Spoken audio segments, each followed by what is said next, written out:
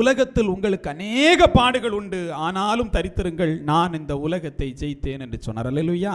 இதுதான் சீஷருக்கு சொல்லி போனார். இந்த உலகத்தில் உங்களுக்கு அநேக பாடுகள் உண்டு, என்னுடைய நாமத்து நிமித்தமாக நீங்க எல்லாராலும் பகைக்கப்படுவீர்கள்.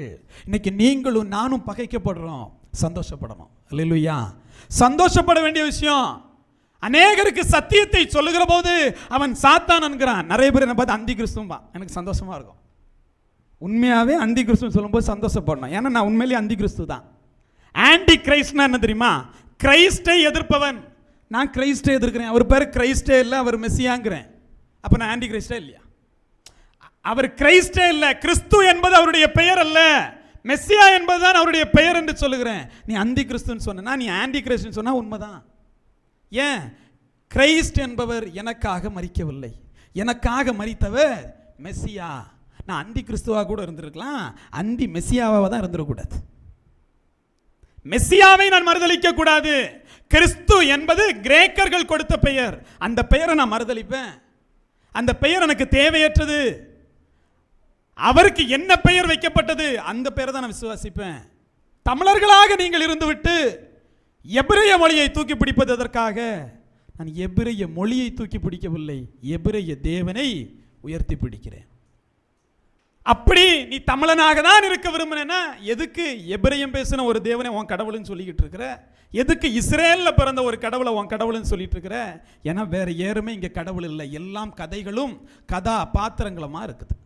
மயில்ல பறந்து போகிறாரு, அழுக்க உருட்டி போட்டா கடவுள் வந்துடுறாரு.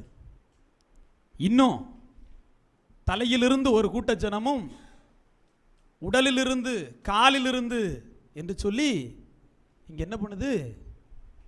ஏற்ற தாழ்வு ஜாதிய படிநிலைகளை உருவாக்கி கொண்டிருக்கு. இந்தியாவிலேயே பெரிய பதவி ஜனாதிபதி.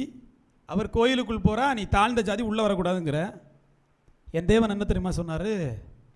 என் தேவன் இந்த உலகத்தில் இருக்கக்கூடிய எல்லாருக்காக அடிக்கப்பட்டார். இந்த ஜாதி அந்த ஜாதியும் இல்லை, அவர் எல்லாரையும் நேசித்தார். ரட்சிப்பு யூதர்களிடத்தில் மட்டும் இருந்தது. அந்த ரட்சிப்பை இந்த உலகம் முழுவதும் கொடுப்பதற்காக தான் அவர் என்ன பண்ணாரு? ரத்தம் சிந்தினார். அவர் ரத்தம் சிந்துவதற்கு முன்னதாக வரைக்கும் அவர் யூதர்களுக்கு தான் கடவுள், அவர் இஸ்ரவேலுக்கு தான் கடவுள். ஆனால் மனிதர்களுடைய, யூதர்களுடைய அல்ல, மனிதர்களுடைய பாவங்களுக்காக அவர் அந்த சிலுவையை சுமந்த போது அவர் மனிதகுலம் எல்லாருக்கும் அவர் இறைவனாக மாறினார். ஒரு கடவுளை காட்டியிரு பார்ப்போம் தன்னுடைய ஜனத்திற்காக இத்தகைய பாடுகளை அனுபவித்தவரை. இது ஏதோ ஒரு கதைன்னு சொல்லிட முடியாது, இது வரலாறு. நீங்க எங்க போனாலும் தெரியும். உலகத்தையே இரண்டாக பிடித்திருப்பார்கள். அது ஹிந்துவா இருந்தாலும் சரி, இஸ்லாமியரா இருந்தாலும் சரி.